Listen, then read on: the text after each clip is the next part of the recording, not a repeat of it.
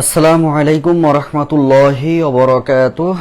আশা করছি আমার সকল প্রাণপ্রিয় ভাই বোনেরা মহান আল্লাহ তাআলার অশেষ রহমতে ভালো আছেন, সুস্থ আছেন। দেখতে দেখতে আপনাদের কোর্সের আমরা প্রায় 52-53টা ক্লাস নিয়ে ফেলেছি সকল সাবজেক্টের।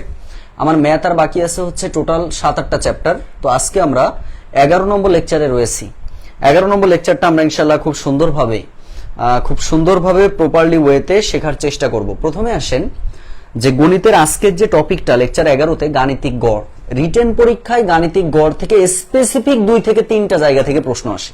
একটা হচ্ছে বয়স সংক্রান্ত আর একটা হচ্ছে সিম্পল গড়। এখানে কিন্তু এমসিকিউ লেভেলের কোশ্চেন পরীক্ষাতে পড়ে না ভাই বোনেরা, এই জায়গাটা আপনাদেরকে মাথার মধ্যে রাখতে হবে। আচ্ছা, মায়াবতী কল্পনা সালাম দিয়েছেন, ওয়ালাইকুম আসসালাম। আপনি এত বছর কই ছিলেন রে বোন, আপনার তো খুঁজেই পাওয়া যায় না। তাহলে খেয়াল করেন, তাহলে আমরা যদি এখানে একটু যাই, প্রথমে চলেন যে গাণিতিক গড় নিয়ে একটু কথা বলবো। ভাই গাণিতিক গড়ের কিছু দুই একটা নোট লিখবো আমরা। নোটটা হলো, কোন গণিতের মধ্যে যদি আপনার গড় দেওয়া থাকে, মনে রাখবেন গড় দেওয়া থাকলে গড় থেকে যদি আপনি সমষ্টি বের করতে চান, গড় থেকে যদি আমরা সমষ্টি বের করতে চাই তাহলে সরাসরি গুণ করতে হয়। গড় দেওয়া থাকবে, সমষ্টি বের করছি, গুণ করব। আর যদি আমাদেরকে সমষ্টি দেওয়া থাকে, খুব মনোযোগ দিবেন, সমষ্টি দেওয়া আছে আপনি গড় বের করবেন, অবশ্যই আপনাকে ভাগ করতে হবে। তাহলে গড় থেকে সমষ্টি মানে গুণ করব, আর সমষ্টি থেকে গড় মানে ভাগ করব। এই দুটো কথা আপনাদেরকে মনে রাখতে হবে। আর গড় মানে আমরা সবাই জানি, গড় মানে হচ্ছে সমষ্টি উপরে দিতে হয়, অর্থাৎ সমষ্টি ভাগ সংখ্যা।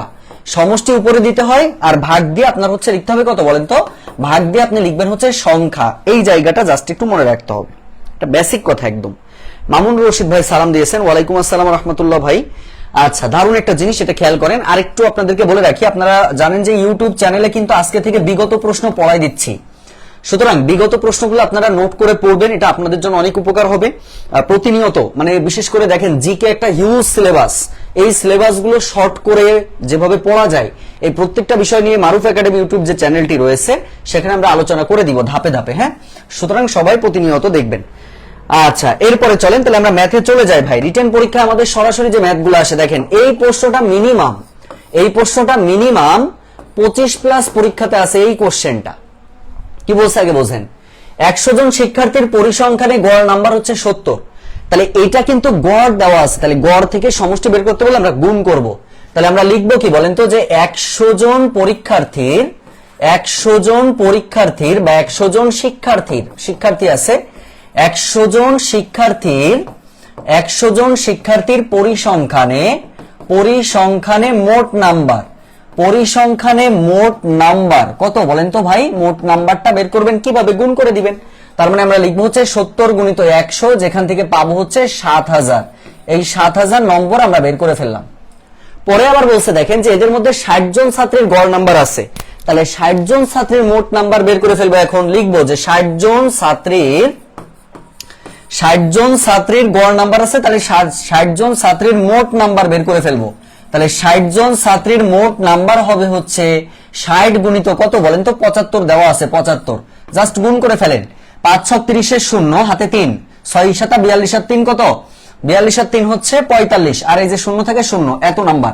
তাহলে এখন একটা জিনিস খেয়াল করেন তো ভাই, আপনাকে বলছে ছাত্রদের গড় নাম্বার কত, তাহলে 100 জনের কিন্তু আপনি মোট নাম্বার 7000 পেয়েছেন, এটা মোট পাইছেন। 60 জনের হচ্ছে মোট নাম্বার 4500 পাইছেন, তাহলে 100 থেকে 60 বাদ দিলে 40 জন থাকে। তাহলে 40 জন ছাত্রের মোট নাম্বারটা কত হবে বলেন তো, 7000 মাইনাস হচ্ছে 4500 নম্বর।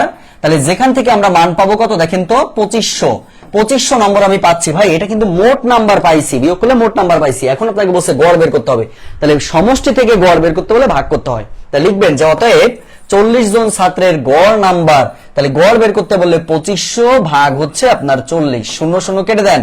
তাহলে এখানে আমরা দেখতে পাচ্ছি 250 কে 4 দিয়ে জাস্ট ভাগ করেন, তাহলে 250 এর মধ্যে কয়বার যায়, 6 বার। ধরেন আপনার 4 6 24 আর 1 0, আবার কতবার যাবে, 2 বার। 4 2 8, আবার 2 নামবে 0, তাহলে দশমিক দিয়ে 4 5 20, তার মানে 62.5 নাম্বার হচ্ছে আমাদের এটার অ্যান্সার আসবে। প্রিয় ভাই বোন, এই কোশ্চেনটা আমাদের পরীক্ষাতে প্রচুর পরিমাণে আসতে আমরা দেখেছি। সবাই একটু বলেন তো ক্লিয়ার কিনা। আচ্ছা ঠিক আছে, লিলিমা, ইয়াসমিন, লিপি, জোবাইর রায়হান ভাই, মিহিকা তাসনিম, মিহি আপু। এই মিহি আপু আপনি তো মনে হয় ড্রিম ব্যাচে ভর্তি হয়েছেন। মাশাআল্লাহ, ভালো করবেন ইনশাআল্লাহ। আচ্ছা, সবাই কি বুঝতে পেরেছেন? তাহলে আমরা কি ম্যাথটা বুঝতে পেরেছি? একটু বলেন যে ক্লিয়ার ভাবে বুঝছি কিনা। সবাই একটু জানাবেন যে ভাই এই ম্যাথটা বুঝতে পারছি কিনা। তাহলে এই টাইপের এখন আপনার যে ম্যাথই পড়ুক না কেন আপনি লিখতে পারবেন না, করতে পারবেন না। আপনি দেখবেন যে গড় যদি দেওয়া থাকে সমষ্টি বের করতে বললে গুণ করবেন, আর সমষ্টি থেকে গড় মানে হচ্ছে ভাগ করতে হবে, আর কোনো কাজ নেই ভাই, শুধু কথা হচ্ছে এই।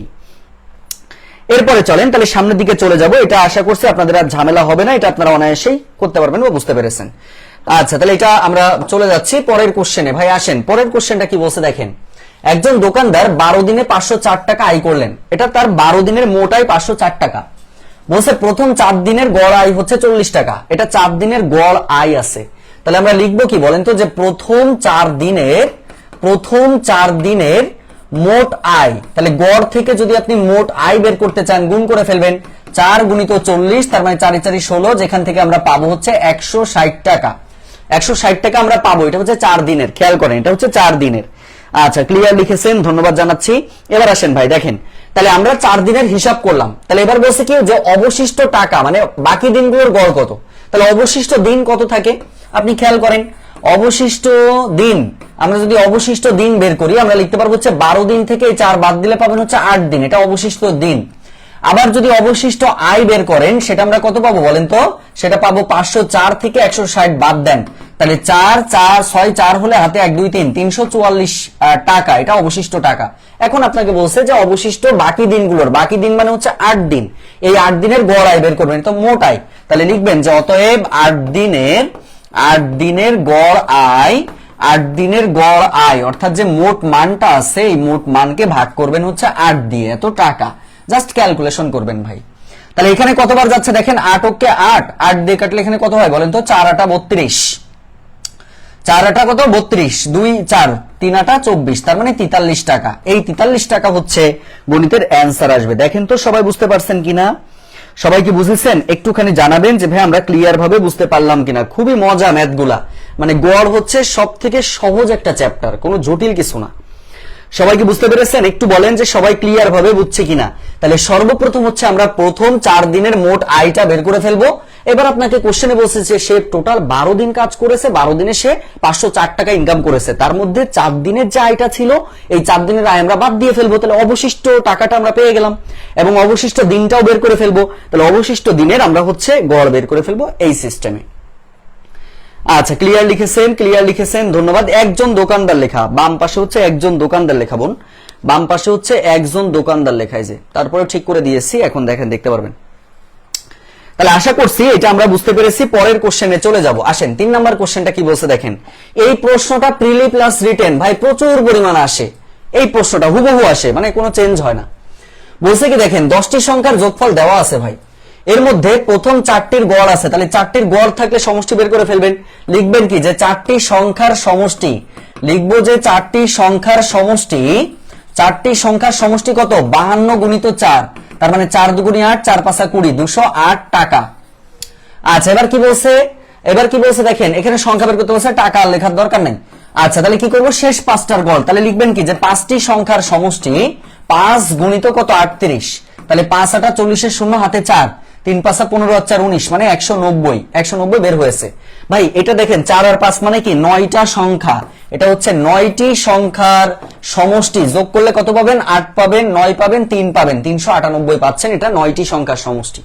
আপনাকে বলছে পঞ্চম সংখ্যাটি কত, তাহলে 10টা ছিল 462, 9টা পাইছেন 398, তাহলে অবশিষ্টটা বাদ দিয়ে দিবেন। তার মানে অতএব পঞ্চম সংখ্যাটি হবে হচ্ছে কত বলেন তো 462 মাইনাস 398, যেখান থেকে আপনি পাবেন হচ্ছে 64। এই 64 হচ্ছে আমাদের গণিতের অ্যান্সার আসবে। দেখেন তো আমার ভাই বোনেরা ক্লিয়ার কিনা, সবাই কি বুঝতে পেরেছেন? একটু বলবেন যে ভাই আমরা ক্লিয়ার ভাবে বুঝছি কিনা, একটু দ্রুত বলবেন যে ভাই আমরা ক্লিয়ার ভাবে বুঝেছি। না বুঝলে অবশ্যই বলবেন যে ভাই এই জায়গাতে কিন্তু এখনো সমস্যা থেকে গেছে, একটুখানি খেয়াল করেন। খুব সুন্দরভাবে আমরা ম্যাথগুলা ভালো করে শেখার চেষ্টা করব। আচ্ছা, এরপরে চলেন ভাই বোনেরা, এরপরে আমরা সামনের দিকে যাই। পরের কোশ্চেনটা কি বলছে একটু খেয়াল করেন। বলা হয়েছে দেখেন 7টি সংখ্যার গড় আছে, তাহলে 7টির গড় আছে মানে 7টার সমষ্টি বের করে ফেলবেন। তাহলে লিখবেন যে 7টি সংখ্যার সমষ্টি, কথা কিন্তু এই একটাই ভাই, গড় থাকলে সমষ্টি মানে গুণ করতে হয়। তাহলে 7টি সংখ্যার সমষ্টি আমরা কত লিখবো, 7টি সংখ্যার সমষ্টি লিখবো হচ্ছে 40 গুণিত 7, তার মানে যেখান থেকে 4 7 28, 280 পাবো।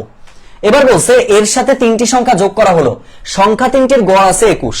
তাহলে 3টি সংখ্যার সমষ্টি বের করে ফেলেন। 3টি সংখ্যার সমষ্টি 3 গুণিত 21, তার মানে কত? 3 অক্ষে 3, 3 দুগুণী 6, 63 হইল, তাই না? 63 হয়েছে। এবার দেখেন সমষ্টিগতভাবে 10টি সংখ্যার গড় কত। তাহলে 10টা সংখ্যার সমষ্টি আগে বের করে ফেলেন। তার মানে 7 আর 3 যোগ করলে 10, 10টি সংখ্যার সমষ্টিটা যোগ করে ফেলেন। 3 6 আর 14 4, হাতে 1, 343। এই 343 হচ্ছে 10টি সংখ্যার সমষ্টি।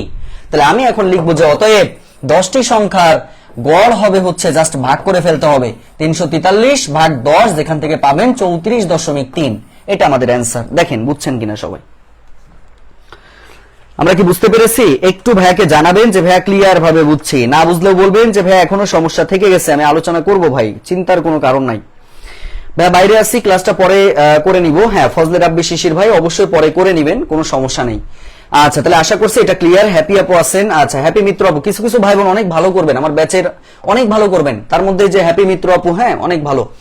এরপরে আসেন, এই যে কোশ্চেনটা বলছে এটা আমরা একটু খেয়াল করব। হ্যাঁ, আচ্ছা এবার কি বলছে? একজন বোলার গড়ে 18 রান দিয়ে 10টি উইকেট পান। খেয়াল করবেন, 18 রান দিয়ে হচ্ছে 10টি উইকেট পান। পরবর্তী ইনিংসে গড়ে 4 রান দিয়ে 4টি উইকেট পান। তিনি উইকেট প্রতি গড়ে কত রান দিয়েছেন? দারুণ আরেকটা প্রশ্ন, খুব মনোযোগ দিবেন ভাই বোনেরা এই কোশ্চেনটা। তাহলে প্রথম যদি খেয়াল করেন যে 18 রান দিয়ে 10টি উইকেট পাচ্ছে না, এই যে 18 রান দিয়ে 10টি উইকেট পাচ্ছে, এটা কিন্তু গড়ে। তাহলে আমরা লিখবো যে একজন বোলার মোট রান দিয়েছে, একজন বোলার মোট রান দিয়েছে কত বলেন তো ভাই? এই যে মানটা আছে 18, গড় আছে মানে কতটা? উইকেট হচ্ছে 10টা, যেখান থেকে পাবো হচ্ছে 180। সেম ভাবে বলছে কি পরবর্তী ইনিংসে গড়ে 4 রান দিয়ে। তাহলে পরবর্তী ইনিংসে মোট রান দিয়েছে কত বলেন তো? এই যে 4 রান দিয়ে 4টি উইকেট পায়, তার মানে 4 গুণিত 4, যেখান থেকে পাবো 4 4 16। তাহলে এখন তার কোশ্চেন হচ্ছে তিনি উইকেট প্রতি কত রান দিয়েছে। ভাই তাহলে সে কয়টা উইকেট নিয়েছে এটা চিন্তা করেন আগে। এখানে 10টি উইকেট নিয়েছিল, এখানে 4টা উইকেট নিয়েছে, তাহলে টোটাল 14টা উইকেট।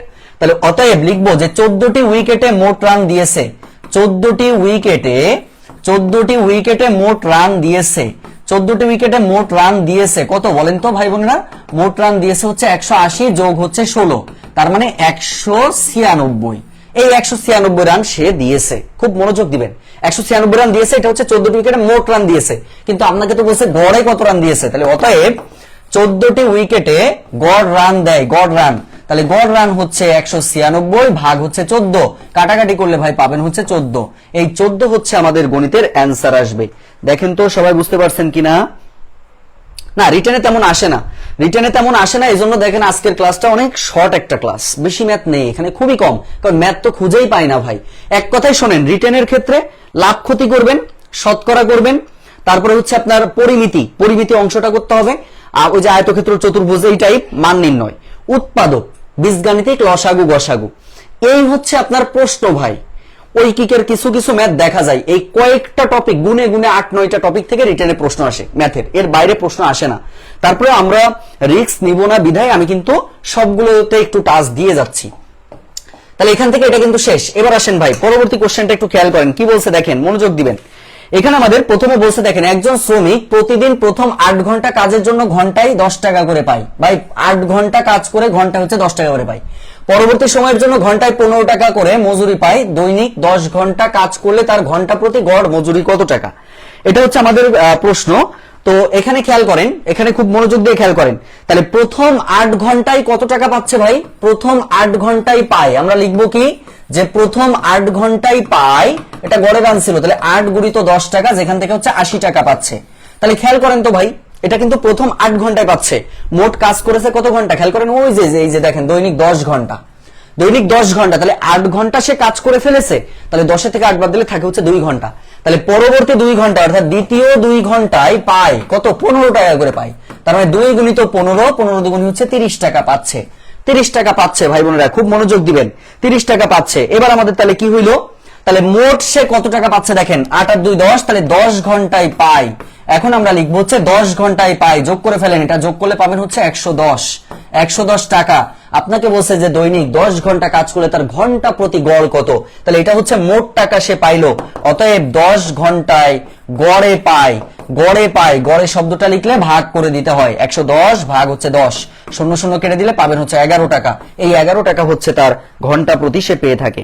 ক্লিয়ার? সবাই একটু বলে ফেলেন ক্লিয়ার কিনা, ক্লিয়ার কিনা একটু বলে ফেলবেন ভাই বোনেরা, আমরা ক্লিয়ার ভাবে বুঝছি কিনা, সবাই কি বুঝেছেন? এরপরে আমরা সরাসরি পিতা পুত্রে চলে যাব ভাই, সরাসরি আমরা পিতা পুত্রে চলে যাব। সবাইকে লিখেছেন? একটুখানি বলেন যে আমরা সবাই এটা বুঝতে পেরেছি কিনা, না বুঝলে বলবেন যে ভাই এখানে ক্লিয়ার ভাবে বুঝতে পারিনি। আচ্ছা, তাহলে আশা করছি এখান থেকে আমরা ক্লিয়ার হয়েছি। এরপরে আসেন পরবর্তী কোশ্চেন ভাই, পিতা পুত্র কোশ্চেন, ওই সেম কাহিনী ভাই, গড় মানে আপনার যদি মোট বের করতে বলে গুণ করতে হয়। তাহলে পিতা মাতা পুত্র তিনজনের গড় বয়স আছে 37 বছর। তাহলে আমরা লিখবো কি যে পিতা মাতা ও পুত্রের মোট বয়স, পুত্রের মোট বয়স কত হবে বলেন তো? মোট বয়স হবে হলো 37 গুণিত 3 বছর, যেখান থেকে আমরা পাবো হচ্ছে 3 7 21 1 হাতে 2, 3 3 9 2 11, অর্থাৎ 111 বছর। সেম ভাবে দেখেন বসে কি পিতা আর পুত্রের বয়সের গড় আছে। তাহলে এখন লিখবো যে পিতা ও পুত্রের মোট বয়স, পিতা ও পুত্রের মোট বয়স হচ্ছে 35 গুণ 2 বছর মানে 70 বছর, পেয়ে গেলাম। তাহলে এবার একটু খেয়াল করেন তো, এখান থেকে দেখেন তাহলে মাতার বয়সটা কত এখানে খেয়াল করতে হবে। পিতার পুত্রের বয়স যদি এটা হয়, তাহলে মায়ের বয়স যদি আমরা বের করতে চাই, তাহলে মাতার বয়স হবে কত খেয়াল করেন। মাতার বয়স হবে যে 111 থেকে আপনি 70 বাদ দেন, তাহলে পাবেন কত বছর বলেন তো? পাবেন হচ্ছে এখান থেকে দেখেন কত পাচ্ছেন, 30 41 বছর আপনি পাচ্ছেন। খুব মনোযোগ দিবেন। তাহলে মাতার বয়স হচ্ছে এখানে 41 বছর আমাদের বের হয়েছে। এবার আপনার বের করতে হবে পিতার বয়স কত। এখানে বলছে মাতার বয়স আমরা বের করেছি, তাহলে পিতার বয়স কত হবে খেয়াল করেন তো ভাই। পিতার বয়সটা হবে কত? এই যে দেখেন পিতার পুত্র 70 বের হয়েছিল, তাহলে 70 থেকে আবার এখানে পুত্রের বয়স বলছে 20 বছর, তাহলে এখান থেকে 20 বাদ দিলে হয়ে গেল 50 বছর। তাহলে সেক্ষেত্রে পিতার বয়স হচ্ছে 50 বছর এবং মাতার বয়স হচ্ছে 41 বছর। এটা আমাদের অ্যান্সার। ক্লিয়ার সবাই? সবাই কি বুঝেছেন? একটু বলেন সবাই ক্লিয়ার ভাবে বুঝছি কিনা। সবাই আমাকে একটু জানাবেন যে ভাইয়া ক্লিয়ার ভাবে আমরা বুঝতে পারলাম কিনা। সবাই কি বুঝেছেন? একটু দ্রুত বলে ফেলতে হবে যে ভাইয়া আমরা ক্লিয়ার ভাবে বুঝছি। না বুঝলেও বলবেন যে ভাইয়া এখনো ক্লিয়ার হতে পারিনি, আমি অবশ্যই আলোচনা করব আবার, সমস্যা নাই। আচ্ছা, ক্লিয়ার লিখেছেন দেখতে পাচ্ছি। আচ্ছা, অসংখ্য ধন্যবাদ। আচ্ছা, ভেরি গুড, ক্লিয়ার লিখেছেন। চলেন পরের কোশ্চেনে চলে যাই। এরপরে আমাদেরকে কি বলছে, খুব মনোযোগ দিবেন ভাই। বলা হয়েছে 3 ভাই বোনের বয়সের গড় হচ্ছে 16 বছর, পিতা সহ ভাই বোনের বয়স 25 বছরের, পিতার বয়স কত? ভাই সিম্পল কথা, আপনারা লিখেন, এটা আমি আর লিখতেছি না। 3 ভাই বোনের গড় বয়স তার মানে 3 গুণ 16, যেখান থেকে পাবেন 48 বছর। আর পিতা সহ মোট হচ্ছে 4 জন না, তাহলে 4 জনের পাবেন হচ্ছে 4 25 100 বছর। অপরজনের কত হবে ভাই? মাইনাস করে দেন, তার মানে যেখান থেকে পাবেন হচ্ছে 52 বছর, এইটা অ্যান্সার। ক্লিয়ার সবাই? একটুখানি বলবেন যে ভাই আমরা ক্লিয়ার ভাবে বুঝছি কিনা এই পর্যন্ত। কারো কি সমস্যা রয়েছে একটু বলেন, কারোর কি সমস্যা আছে কিনা? সবাই কি বুঝতে পেরেছেন একটু বলেন। আর বেশি ম্যাথ নাই ভাই, 3-4টা ম্যাথ রয়েছে, তো 3-4টা ম্যাথ করলে আমাদের এখান থেকে হয়ে যাবে। খুব ছোট্ট একটা চ্যাপ্টার, আর তেমন প্রশ্ন আসে না, ওটা আগেই বলেছি। আচ্ছা, ক্লিয়ার সবাই? তাহলে পরের কোশ্চেনটার অ্যান্সারটা আপনারা একটু দিয়ে দেন তো ভাই, এটা আমি আর বলছি না, এটা আপনারা একটু বলেন। বলছে পিতার পুত্রের বয়সের গড়, এটা হচ্ছে গড়। পিতা ও পুত্রের বয়সের গড় হচ্ছে 40 বছর, মাতা ও পুত্রের বয়সের গড় 35 বছর। মাতার বয়স যদি 50 বছর হয়, তাহলে পিতার বয়সটা কত হবে? সবাই এটা একটু বের করে ফেলার চেষ্টা করেন। সবাই একটু দ্রুত বের করে ফেলার চেষ্টা করেন। সবাই একটু দ্রুত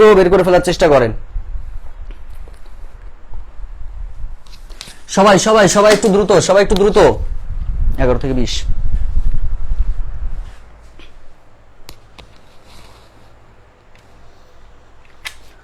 সবাই একটু দ্রুত বের করে ফেলতে হবে, সবাই একটু দ্রুত বের করে ফেলার চেষ্টা করেন। সবাই একটু দ্রুত, আমরা একটু দ্রুত বের করে ফেলার চেষ্টা করব। তাইলে আমাদের দেখেন আমরা কিন্তু এখান থেকে এটা বুঝে ফেললাম, মাশাআল্লাহ, ঠিক আছে। তাহলে এটা কিভাবে করবেন ভাই?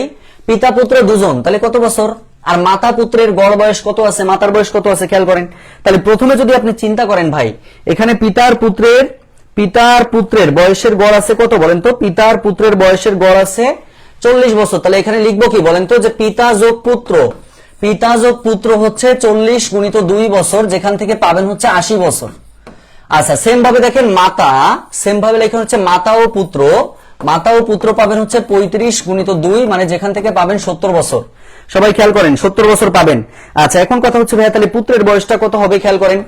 তাহলে পুত্রের বয়সটা এখানে কত বলছে, পুত্রের বয়স খেয়াল করবেন, পুত্রের বয়সটা কত হবে, এটা একটা প্রশ্ন আমাদের থেকে যাচ্ছে।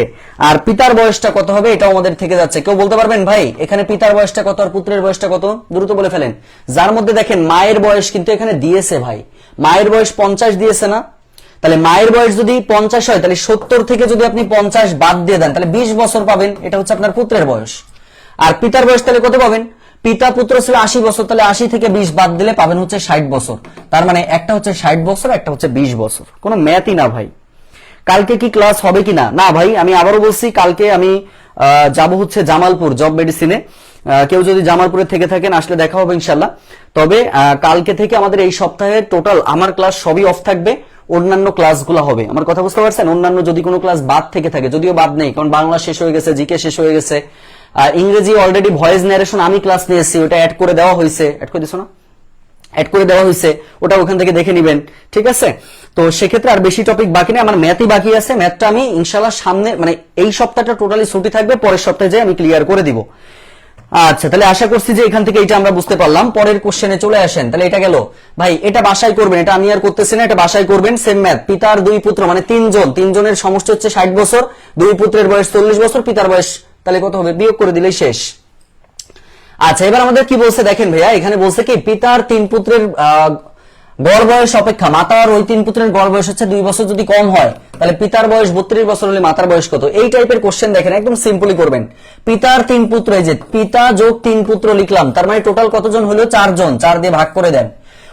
কম বলছে মানে মাইনাস দেন। এবার কি, মাতা ও 3 পুত্র, মাতা যোগ 3 পুত্র, মাতা যোগ 3 পুত্র, এটাকেও 4 দ্বারাই করব, কত হয় সেটা 2 কম। দেখেন বলছে কত কম, 2 কম, সেই 2 লিখেছি। তাহলে এখান থেকে 4 যদি লসাগু হয়, আমরা লিখতে পারবো কি, পিতা যোগ 3 পুত্র, এখানে লিখতে পারবো মাইনাস মাতা মাইনাস 3 পুত্র, আমরা এটা লিখতে পারবো সমান সমান 2। এবার ক্যালকুলেশন করেন, পিতা দেখেন এখানে পিতার বয়স 32, তাহলে 32 লিখবো, পুত্র আর পুত্র কেটে গেল, মাইনাস মাতা সমান সমান 4 দুগুণে 8 গুণ করলে 8, তাহলে অতএব মাতার বয়সটা হবে হচ্ছে 32 মাইনাস 8 মানে হচ্ছে 24 বছর। এই 24 বছর হচ্ছে আমাদের এটার অ্যান্সার হবে। দেখেন 24 বছর হচ্ছে আমাদের এটার অ্যান্সার হবে। একদম সিম্পল একটা কোশ্চেন।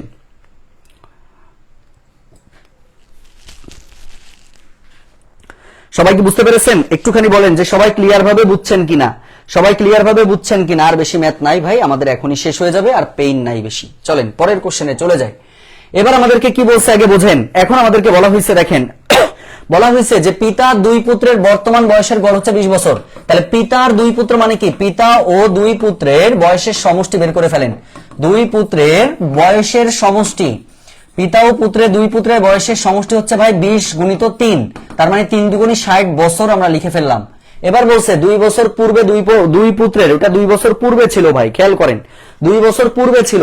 তাহলে 2 বছর পূর্বে মানে তো এটা আগে ছিল ভাই, তাহলে এখন কত বলেন তো, এখন 2 বছর পরে হয়েছে না? তাহলে এখন 2 বছর পর মানে এখন লিখবো যে 2 বছর পূর্বে, খেয়াল করেন 2 বছর পূর্বে গড় বয়স ছিল হচ্ছে 12 বছর। তাহলে অতএব বর্তমানে পুত্রের বয়স, বর্তমানে 2 পুত্রের বয়স, খেয়াল করেন বর্তমানে 2 পুত্রের বয়স, এইটা একটু খেয়াল করবেন যেটা কিভাবে হয়েছে ভাই।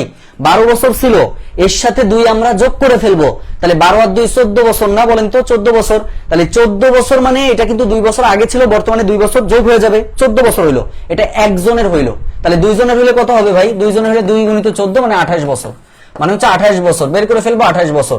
এখন আপনাকে বলছে পিতার বয়সটা কত, তাহলে জাস্ট বাদ দিয়ে দেন। তাহলে অতএব পিতার বয়সটা আসবে হচ্ছে 60 মাইনাস 28 বছর, 8 কত 10 হয় 2 হলো 3, তার মানে 32 বছর হচ্ছে পিতার বয়স হবে। 32 বছর হচ্ছে পিতার বয়স হবে। দেখেন তো ভাই বোনেরা বুঝছি কিনা আমরা। 32 হচ্ছে পিতার বয়সটা হবে হচ্ছে 32। সবাই কি ক্লিয়ার? একটুখানি বলবেন যে ভাই ক্লিয়ার কিনা। শোনেন, রিটেন ম্যাথ এত আহামরি জটিল না ভাই, এতদিন করাচ্ছি তো, আপনারা তো সপ্তম ব্যাচ, 6টা ব্যাচ তো শেষ করেছি। একটা জিনিস খেয়াল করেছি, ম্যাথ নিয়ে আপনাদের চিন্তা করা লাগবে না। ম্যাথ এই যেগুলো করাচ্ছি না, খুবই কম ম্যাথ করাচ্ছি, দেখবেন সব মিলায় 250টা ম্যাথ হবে, এইগুলো করলেই এনাফ। আচ্ছা, এরপরে এটা কোনো কোশ্চেনই না ভাই, এগুলো প্রিলি কোশ্চেন, জাস্ট ম্যাথ আর খুঁজে পাচ্ছিলাম না তাই দিয়ে দিছিলাম। 9 যোগ 0 যোগ 7 যোগ 8 ভাগ কত, 4টা সংখ্যার গড় 1 2 3 4, 4 দিয়ে ভাগ করেন, তাহলে কত 7 8 15 24 ভাগ 4, যেখান থেকে পাবো 4 6 24, তার মানে অ্যান্সারটা হচ্ছে 6 আসবে, অ্যান্সারটা হচ্ছে 6 আসবে। পরের কোশ্চেনটা দেখেন কি বলছে, x আর y এর মানের গড় আছে 9, তাহলে গড় মান আছে মানে এটা সমষ্টি কত, x প্লাস ওয়াই এর মান আসবে হচ্ছে 9 গুণিত 2, মানে 9 দুগুণে 18 বছর। এখন বলছে x প্লাস ওয়াই এর z এর মানের গড় কত, তার মানে এর গড় কি x plus y plus z ভাগ হচ্ছে 3, যেখান থেকে x প্লাস ওয়াই এর মান আপনারা 18 পাইছেন, তাহলে 18 প্লাস z এর মান দেওয়া আছে 12 ভাগ কত বলেন তো 3, তাহলে 18 আর 12 মানে 30 ভাগ 3, যেখান থেকে পাবেন হচ্ছে 3 10 কে 30, তার মানে আমাদের অ্যানসারটা হচ্ছে 10 হবে, অ্যানসারটা হচ্ছে 10 হবে, 10 হচ্ছে আমাদের এটার অ্যানসার। দেখেন প্রিয় ভাই বোন, আমরা কি বুঝতে পারলাম? একটু জানাবেন যে আমরা ক্লিয়ার ভাবে বুঝছি কিনা। আশা করছি আমরা এটা সুন্দর করে বুঝতে পেরেছি, এটাতে আর আপনাদের কখনো ঝামেলা সৃষ্টি হবে না ইনশাআল্লাহ, ঠিক আছে?